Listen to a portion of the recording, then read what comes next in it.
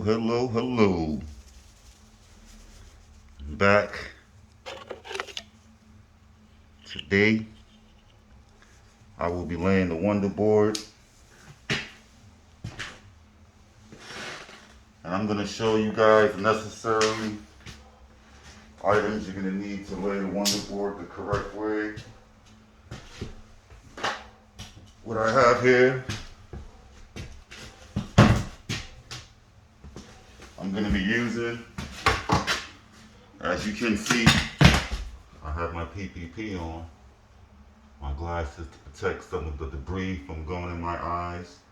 I have my face mask on, protect me from some of the dust, and gloves. So make sure you protect yourself out there when you're working in these environments from the hazardous chemicals and other things that could be floating around in the air. So as I start, I'm going to be laying a piece of wonderboard. It's 3 by 5 feet. This is my subfloor. Wood, pretty strong. I cleaned it pretty good. Vacuumed it up real good, swept up. So now I'm going to apply the adhesive before I lay the wonderboard down to give it a nice bond. Then I'm going to put the tile on top of it. So what I have here, I have some Loctite PL3X, stronger than the ordinary adhesive, premium construction adhesive, 28 ounce. Okay, so I'm gonna put this down. Got my blade.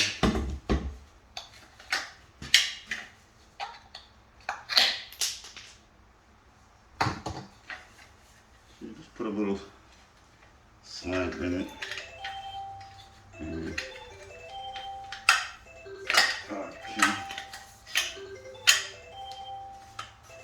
every time I start something, now the phone wants to ring. Stick that in there, punch a little hole in it, and we should be good to go. That's what this metal thing is for, on top of the cork gun. It's to punch out the little aluminum that's inside of the glue gun. I'm going to put this back in here. I'm going to show you how to apply. I'm going to apply it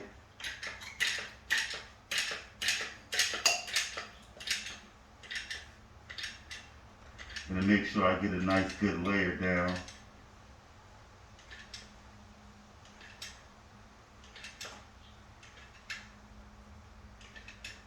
Wish I had an automatic cork gun.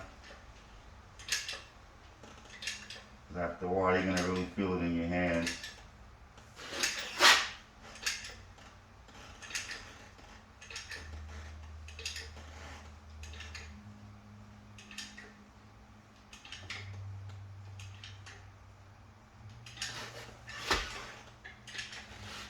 I'm going to go around the base of the wonderboard.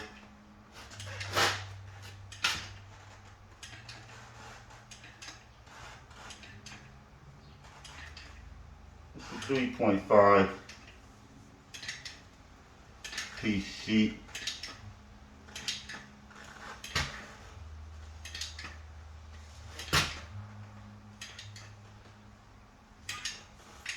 This will give it a good bond on the floor. You just don't want to lay your wonderboard on the subfloor. It's going to have a floaty feeling. You want something that's going to grab the wonderboard to the subfloor. Some people also use mortar. The thin set, you can also use that also. I'm just going to do this one with the adhesive, this floor with the adhesive. I know this isn't the end of the can already. Get out of here.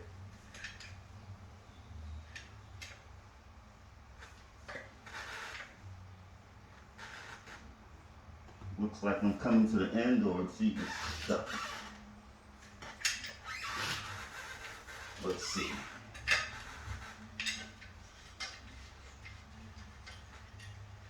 This is glue, so it's going to be a little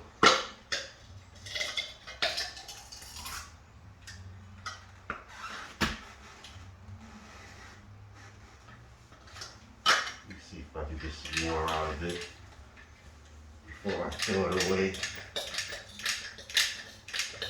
It's about $13 a tube for anyone interested. For the adhesive, it's about $13. $12 and change plus tax. I think that might be it. Oh yeah.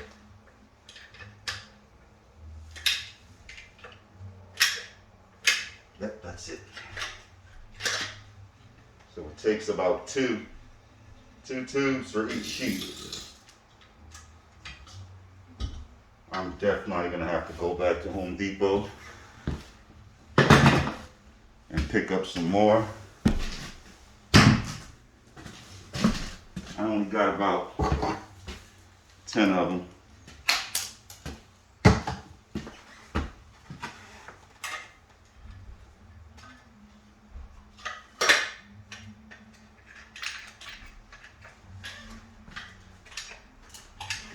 I'm probably gonna lay about 2 or 3 sheets, and then, see, slight mistake. I forgot to punch the tip.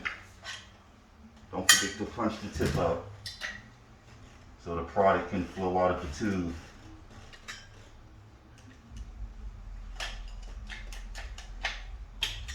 That's it. Nice and simple.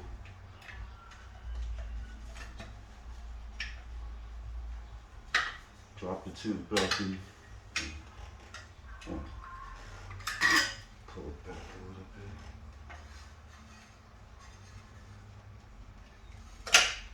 Okay. And we're back. Put that back in. And we're good to go now, ladies and gentlemen.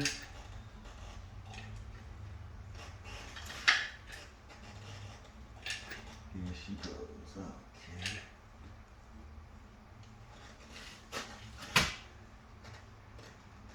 Go across.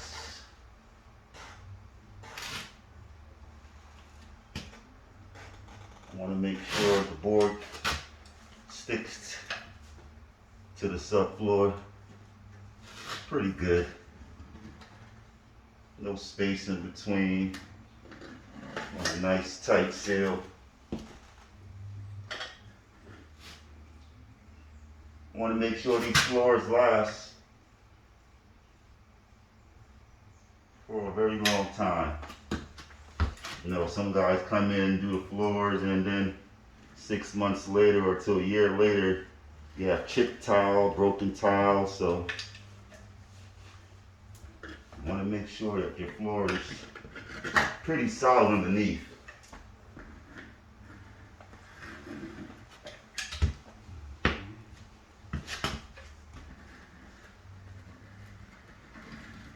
That's the important thing to laying tile. The subfloor has to be pretty good. Okay.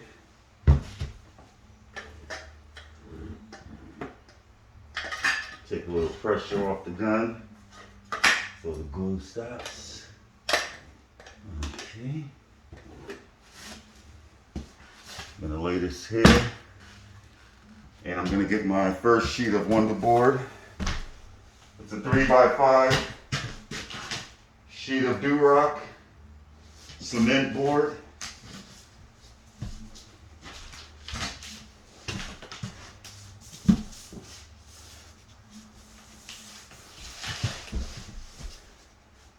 Okay. 1 second. What I'm gonna do is lay this board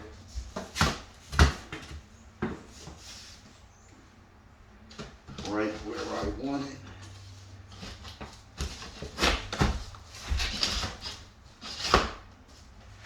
Perfect.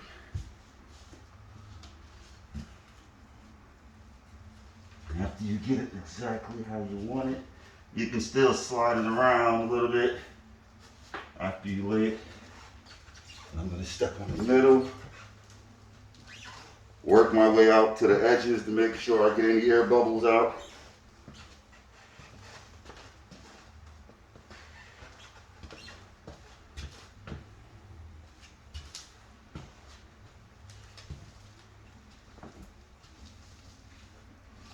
to make sure I spread the glue pretty good. And this is going to give it that little seal that we need with the subfloor.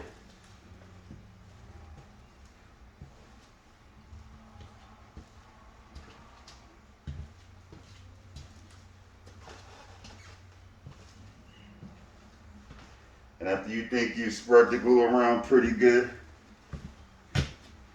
next step is I'm going to shoot some screws.